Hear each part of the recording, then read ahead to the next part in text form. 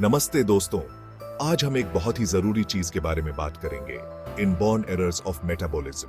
ये ऐसी बीमारियां हैं जो पैदाइशी होती हैं और हमारे शरीर के काम करने के तरीके को बिगाड़ देती हैं। जैसे एक कार को चलने के लिए पेट्रोल चाहिए होता है, वैसे ही हमारे शरीर को भी सही से काम करने के लिए बहुत सारी चीजों की जरूरत होती है। इनमें से कुछ चीजें हमें खाने से मिलती हैं और हमारा शरीर उन्हें छोटे छोटे टुकड़ों में तोड़ देता है ताकि उनका इस्तेमाल हो सके। इस प्रक्रिया को मेटाबॉलिज्म कहते हैं। लेकिन इनबॉर्न एरर्स ऑफ मेटाबॉलिज्म में हमारे शरीर को ये चीजें तोड़ने में दिक्कत होती है। इसकी वजह से शरीर में कुछ खराब पदार्थ जमा हो सकते हैं या फिर शरीर को जरूरी चीजें नहीं मिल पाती हैं। इससे कई तरह की बीमारियां हो सकती हैं।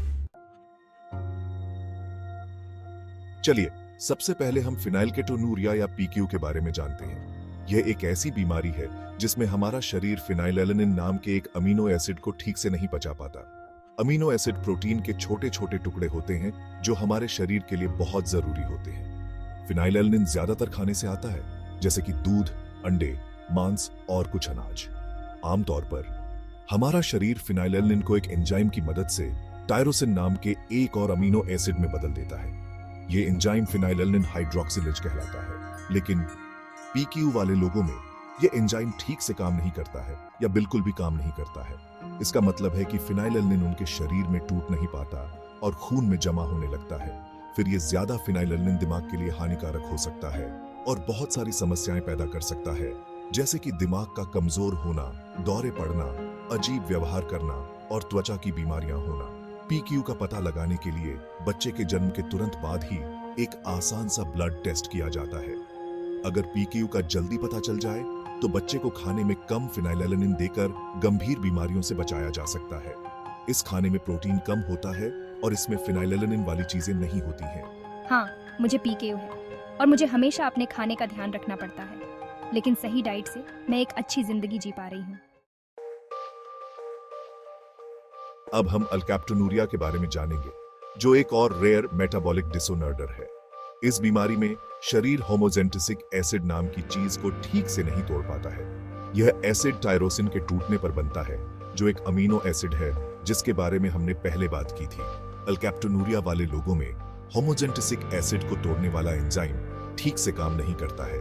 इसका मतलब है कि यह एसिड उनके शरीर में जमा होने लगता है और बहुत सारी समस्याएं पैदा कर सकता है। अल्कैप्टोनूरिया का सबसे पहला लक्षण बच्चे के डायपर में काले रंग का पेशाब आना होता है। ऐसा इसलिए होता है क्योंकि होमोजेंटिसिक एसिड हवा लगने पर काला हो जाता है। बड़े होने पर अल्कैप्टोनूरिया जोड़ों, रीढ़ की हड्डी और दिल को खराब कर सकता है। होमोजेंटिसिक एसिड जोड़ों में जमा हो सकता है, जिससे दर्द, सूजन और तकलीफ हो सकती है। यह रीढ़ की हड्डी में भी जमा हो सकता है, जिससे पीठ दर्द और अकड़न हो सकती है। अभी तक अल्कैप्टोनूरिया का कोई इलाज नहीं है, लेकिन कुछ इलाज लक्षणों को कम करने में मदद कर सकते हैं। इनमें दर्द की दवा, फिजियोथेरेपी और कुछ केस में ऑपरेशन शामिल है। मुझे अल्कैप्टोनूरिया है और मैंने बचपन से ही इसके लक्षण महसूस किए हैं, लेकिन सही इलाज से मैं अपनी जिंदगी को बेहतर बना पाया हूं। अब हम अल्बिनिज्म के बारे में जानेंगे, जो एक जेनेटिक कंडीशन है जिसमें शरीर में मेलानिन नाम के एक रंग की कमी होती है। मेलानिन हमारी त्वचा, बालों और आंखों को रंग देता है। अल्बिनिज्म वाले लोगों में मेलानिन बनाने वाली कोशिकाएं या तो बहुत कम मेलानिन बनाती हैं या बिल्कुल भी नहीं बनाती हैं। इसकी वजह से उनकी त्वचा, बाल और आंखों का रंग बहुत हल्का होता है।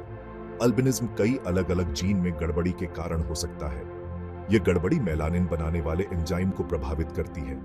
अल्बिनिज्म का कोई इलाज नहीं है, लेकिन कुछ सावधानियां बरतकर अल्बिनिज्म वाले लोग अच्छी जिंदगी जी सकते हैं।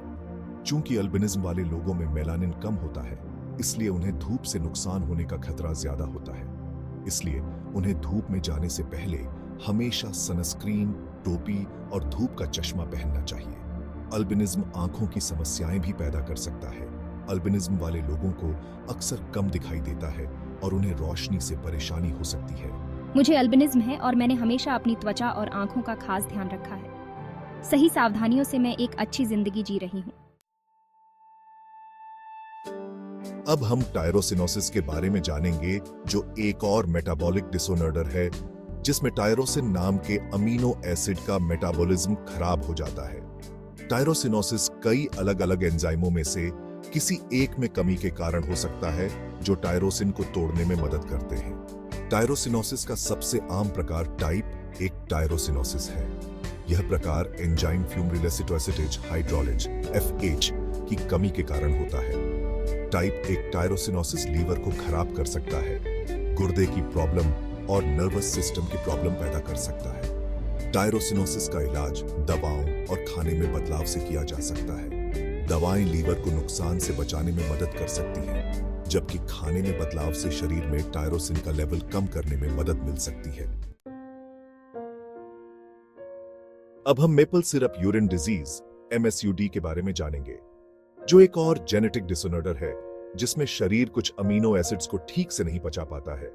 ये अमीनो एसिड्स ल्यूसीन, आइसोल्यूसीन और वेलिन हैं और इन्हें branched chain amino acids BCAAs कहा जाता है। MSUD वाले लोगों में BCAAs को तोड़ने वाले एंजाइम ठीक से काम नहीं करते हैं। इसका मतलब है कि ये अमीनो एसिड्स उनके शरीर में जमा होने लगते हैं और खून और पेशाब में उनके लेवल में वृद्धि होती है। MSUD का नाम इस बात पर पड़ा है कि बीमार शिशुओं के पेशाब से एक अलग तरह की मीठी महक आती है जो मेपल सिरप जैसी होती है।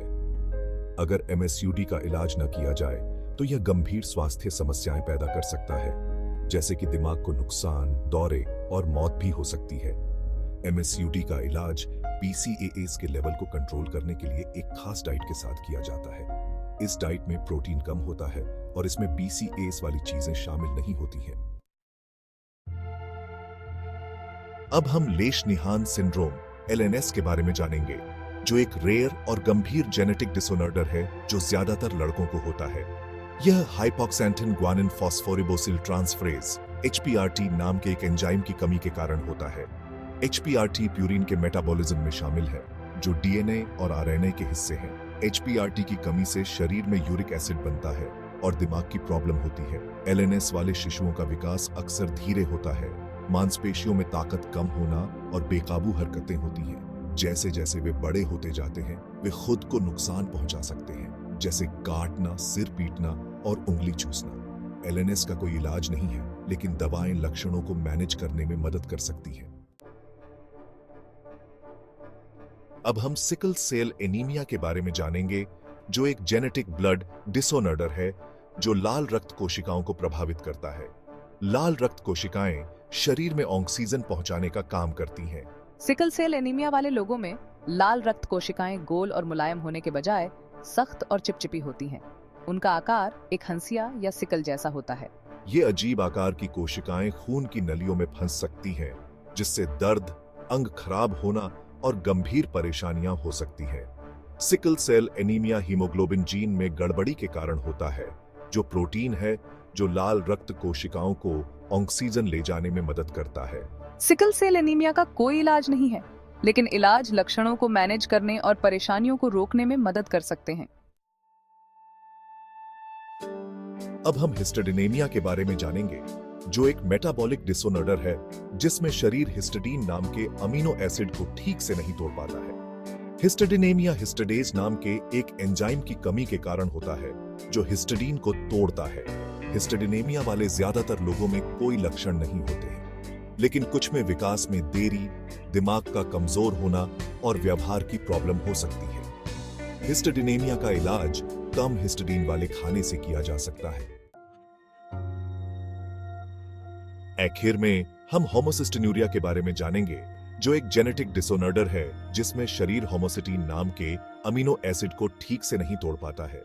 होमोसिटिन्यूरिया साइस्टेथियोनिन बीटा सिंथेज CBS नाम के एक एंजाइम की कमी के कारण होता है, जो होमोसिटीन को तोड़ता है।